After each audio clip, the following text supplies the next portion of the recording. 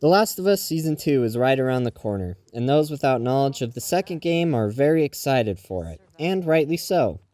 The first season was very successful and did a lot of things right, especially when it came to staying true to the game and its story.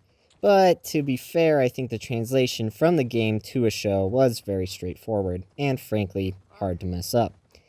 With the second part and season, however, I think things are a bit different.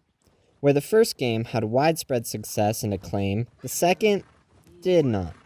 From my understanding of things, this was entirely because of the story. Personally, I enjoyed the story when playing the game, though I can definitely understand the issues some people had with it. Today, I want to try and address those issues and talk about how I think the story can best be presented so that it doesn't suffer the same fate as that of Part 2. This discussion would of course be impossible to do properly without spoilers, however, so consider yourself warned. Now, there are some things that I don't think can or should be changed. Some key plot points, for better or worse, are important to the story and could not be removed without a complete rewrite. It is how these moments are set up and executed that truly will make or break the upcoming season. So, how should this be done? Starting off, we need to be able to understand the main characters, those being Joel, Ellie, and Abby. I would argue that every other character is not nearly as important to the audience's reception of the story, even if the other characters play major roles in events. The audience already likes Ellie and Joel and doesn't need to be sold on them. Something which should be worked on is the complexity of their relationship. We obviously understand that they care for each other, but Ellie's reliance on Joel emotionally cannot be understated. As is said in the first season, Joel is the only constant in Ellie's life. When things are hard, Joel is always there to help her, until, of course, he isn't.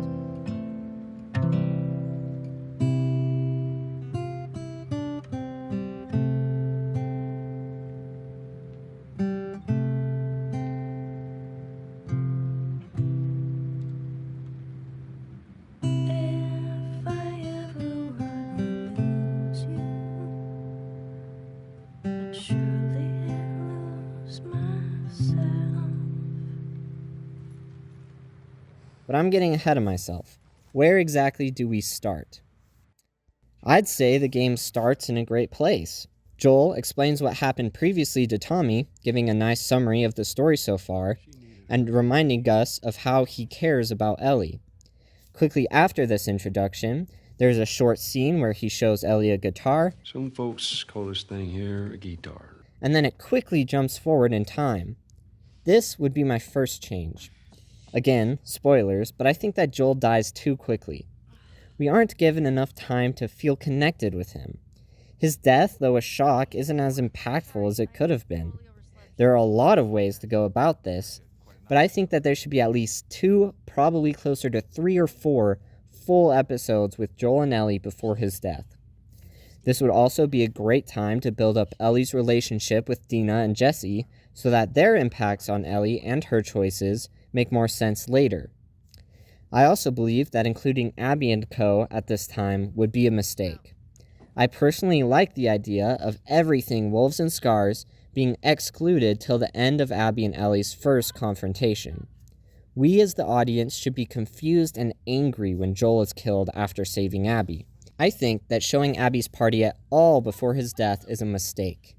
We shouldn't know their intentions. We should simply be left angry at these people who, after being saved and shown nothing but kindness, torture and murder Joel.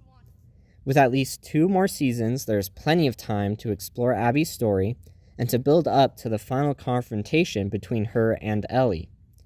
This is something which should not be rushed. Again, what is really important is that we see and feel the impact that Joel's death has on Ellie. In Part 2, this is attempted through multiple flashbacks, which give us more insight into their relationship. I've gone back and forth on whether flashbacks should simply be presented linearly, so that in the episodic format of the show they are easier to make sense of, and I still go either way. I do think the themes presented in them work well with each other, and would do nicely if included in the first few episodes. Almost all of the flashbacks don't need to be flashbacks. except for the birthday scene, which works very well in its position in the game compared to the others. The symbolism of the moose being surrounded by wolves, as well as Ellie finding comfort with Joel after seeing some of the disturbing things in the other part of the museum, to me are actually the most important parts of this flashback. Ellie waking up from this dream or flashback is extremely powerful and a great reminder of Ellie's emotional dependence on Joel. As for all the other flashbacks, I think that they can be put in chronologically, intercut with character building scenes of Tommy, Dina, and Jesse. Another benefit from including much of these moments between Ellie and Joel earlier in the story is that it would allow us as viewers to have closure, so we might be more open to seeing Abby's side of things. One thing I really hope that they avoid initially is an Ellie vs. Abby debate. It is going to be nearly impossible to get people on Abby's side before her fight with Ellie, period. If they want a fight that makes us feel uncomfortable, not knowing which side to root for, they have the second one. What would be most impactful is if we are left conflicted like Ellie is. She goes through all this work, killing and torturing what seem to be terrible people, and yet when she is beaten at the mercy of the said horrible person, she's spared. To me, this is a potentially powerful moment to subvert audience expectations and make them open to hearing Abby's story. If I could choose only one change for them to make, this would be it. Cutting before the fight actually happens just feels criminal. Nobody likes cliffhangers, and breaking the scene apart feels extremely anticlimactic.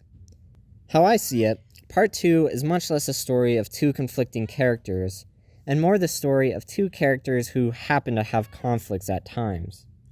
It is an emotional story, one of mistakes, love, and loss. That is what truly draws people to this franchise. Yeah, the zombies are cool and action can be fun, but it is the characters that make the world so enthralling. My point in all this is that if the show is to follow the timeline of the game, it needs to execute it flawlessly. They would have to nail Abby as a character unbelievably well. One thing which they might try would be to make Ellie feel more like the bad guy, but again, I think this would be a mistake. As the audience, we need to be feeling what Ellie feels. We need to truly understand her as a character. By demonizing Ellie, they would be alienating the audience. Even if we don't agree with her decisions, we should never be made to feel like we should be rooting for her downfall. Nobody likes to be told what to think, even though some people take other people sharing their opinions as such. And in the end, nobody is truly in the right. Except for Jesse. R.I.P. I think I'd let you do this on your own. I'd now like to talk about the last course of action, which I could see them taking with this part of the story. It is possible they try to mirror Ellie and Abby's stories. There are many similar elements to both of them, and cutting back and forth between the two might have some merit. This would not be my first choice and approach, but let's humor it a little. Almost all of Ellie's experiences in Seattle are hinted at when we play as Abby in the game. I think a potentially effective way of building suspense while progressing the story would be to show each side's story as the days progress. For example, we could be shown Abby going to the hospital to get supplies, hopefully with the Rat King fight, of course, because that would be cool, and then leaving. The audience would be shown why the wolves are at the hospital and how Nora knew where Abby went. They then could show Ellie fighting her way into the hospital and torturing Nora, finding out where Abby is supposedly going. This provides a natural progression in the story with moments of suspense and anticipation as we see how each side responds. This would also lead to more of a build-up to the climax instead of the quick shock and then cutaway like we get in the game. I could go on what specific scenes should be where, but I'll just show you quickly how I think it should go if approached this way.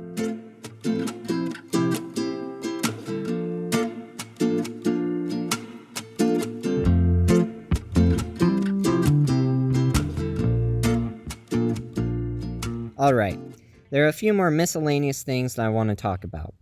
First off, Abby, Owen, and Mel. Something's gotta change. Personally, I did not like any of them when they were first introduced, and not just because they killed Joel. They all have strong personalities that seem to clash at every point in the story. Obviously, this would explain why Abby and Owen aren't together, but it is just not pleasant to watch. Their dynamic feels like it is meant to be a parallel to Ellie and her friends, but again, if I had to pick a side, I would pick Ellie every time. Get your priorities straight. I will say that there are definite standout moments, specifically with Abby and Lev, which I would love to see renditions of in the How much show. higher are we going? We're gonna be okay. It's a lot, isn't it? Yes.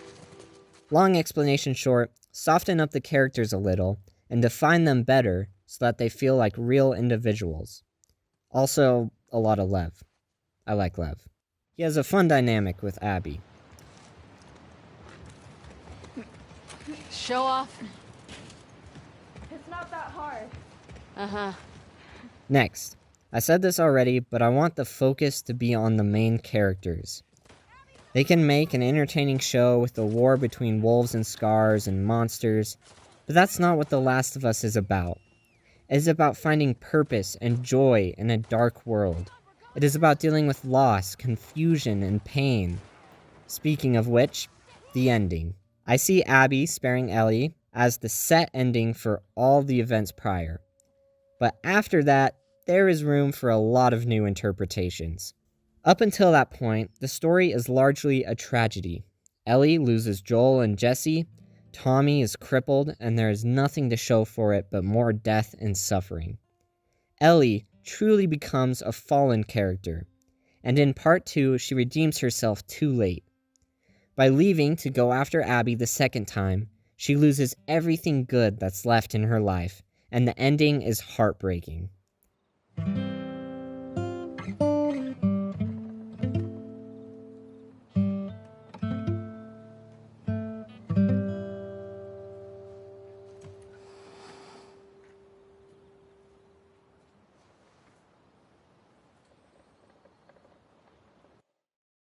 This ending is extremely memorable, and might make people upset. I don't personally have an issue with it, but I would be okay if they were to make it happier in some way. Ellie could return and Dina could still be there, or maybe they change the entire course of events, allowing for Ellie's redemption at a much lower cost. As for Abby and Lev, they act as a great antithesis of Ellie in this point of the story, showing how they're able to remain hopeful and survive even after the many issues they faced. That works well, and I wouldn't change much. I could go deeper into some more specifics, but I wanted to keep this video more broad. I will, however, have some deeper analysis of the plot as it happens in Season 2, so subscribe if you're interested in that. I also have been considering doing a deeper dive into The Last of Us games, with both plot and gameplay in mind, so if you're interested in my thoughts, please let me know in the comments.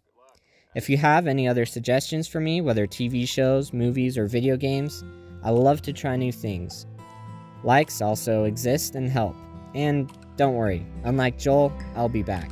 See you next time.